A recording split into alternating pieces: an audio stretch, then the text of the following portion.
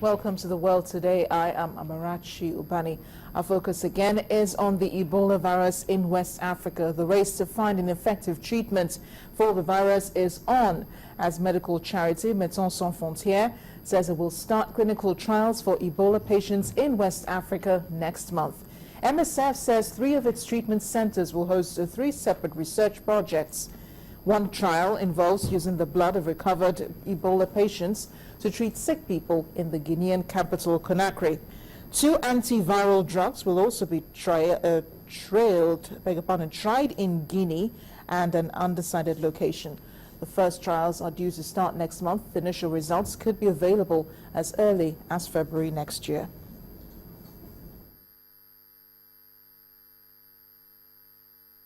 There's going to be 2 off-label antiviral drugs. One is called favipiravir. It's from Fuji from Japan, and the other one is brincidofovir from Chimerix, USA. They're both antiviral drugs that were used against other infections, other viral infections, but not against Ebola. And then there is a third therapeutic product, which is convalescent blood and convalescent plasma, which has been used in the past but without very good data, and which is, the purpose of it is that antibodies made by survivors of Ebola, so people who have had the disease and survived, that these antibodies that they have in their blood will be beneficial and have a therapeutic effect on infected people. Meanwhile, the World Health Organization says the Ebola virus has killed at least 5,160 people, of at least 14,098 people infected since March. The deaths have predominantly been in Liberia, in Sierra Leone, and in Guinea. But in a rare piece of good news, the WHO says that there are signs that the incidence of new cases are declining in Guinea and Liberia. But they're recording new cases in Sierra Leone. This comes as the death of a nurse in Mali from Ebola prompted the quarantine of more than 90 people in the West African country's capital.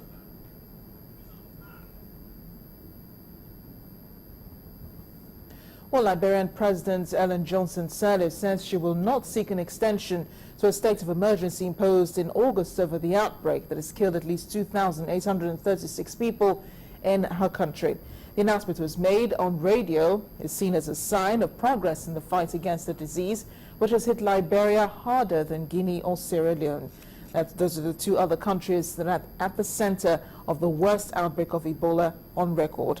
Mr. Sirleaf's announcement effectively ends the state of emergency through a night of curfews which remain in force.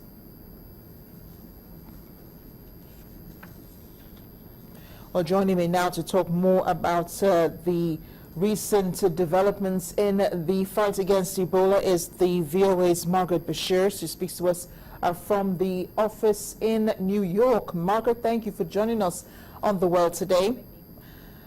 I do understand that there's been a special briefing on the Ebola crisis going on at the UN today. What do we know from the briefing now? Yeah, it's still going on. We've heard from Mr. Banbury, who's the head of UNMIR, the special mission that the UN has set up in September to fight Ebola on the ground in the 3 West African countries. And we heard from Dr. David Nabarro, who's the UN's sort of special point person on the crisis. And Mr. Banbury had some encouraging news, but he said the bottom line is they're still chasing the disease, but they just can't allow it to get ahead of them. But the UN has this goal of 70% of cases should be isolated by December 1st, and 70% of burials should be safe burials, because as we all know now, that is one of the main ways of transmitting the virus. We'll try to reconnect with her and get back to her to give us more on that special briefing at the UN headquarters where the briefing is holding. But we can now bring you more on the WHO's new report that Ebola virus disease has killed 5,160 people of the 14,098 cases recorded here in West Africa. Those are cases of cases recorded since March, when the virus really took a more aggressive turn. The deaths have predominantly been in Liberia, in Sierra Leone, and in Guinea. Those are the 3 countries still battling with high number of cases of infections of the disease, as well as the recorded deaths. But In good news, the WHO says that there are signs of the incidents that there are no new cases of Ebola in Guinea and in Liberia, although there have been new cases reported in Sierra Leone. World Health Organization officials say there are now 4 confirmed and probable Ebola deaths in Mali.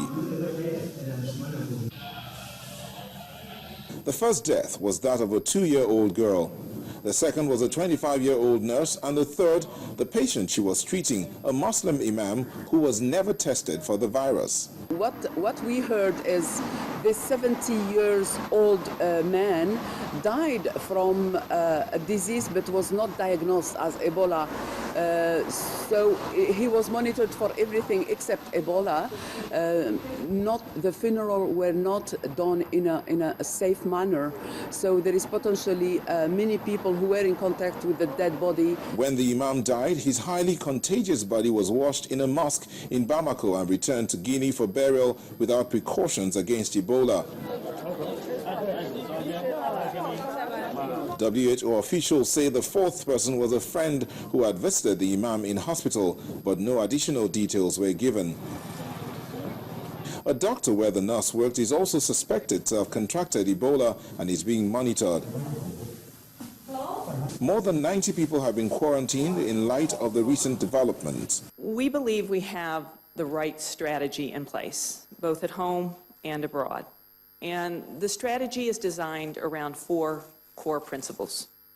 The first is to strengthen our domestic preparedness. And while we may see additional cases, we are confident that we can limit the number of cases in the United States.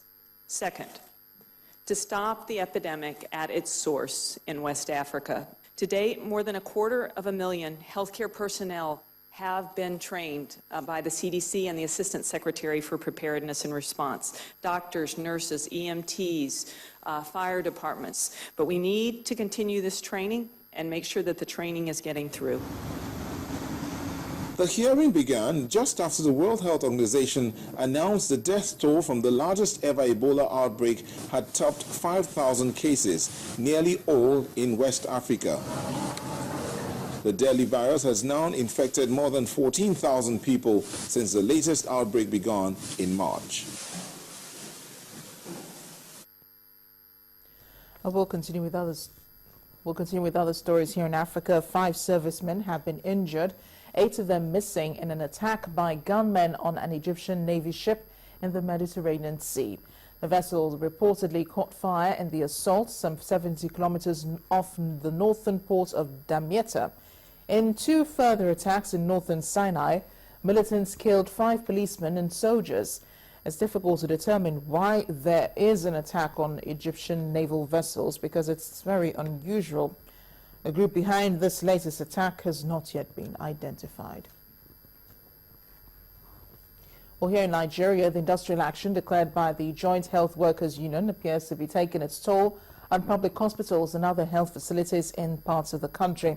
It was gathered that in places such as the nation's capital, Abuja, the Ogun State capital, Abeokuta, and Kaduna in the northwest part of the country, activities in some hospitals and other health centers have been paralyzed. Patients who had called at the facilities for medical attention were turned back. The union yesterday threatened to call its members out on an industrial action today over the non-implementation of agreements reached with the federal government 2 months ago. According to the chairman of the union, Dr. Wahab Ayuba, the federal government has failed to implement court rulings and agreements over harmonization of salaries. Part of their grievance also centers on issues of promotions and the imposition of consultants in teaching hospitals, whom they claim now usurp administrative roles in the hospital. When we come back after the break, on The World Today, the doctor behind the botched tubectomies in India has been arrested by authorities. Please join us again.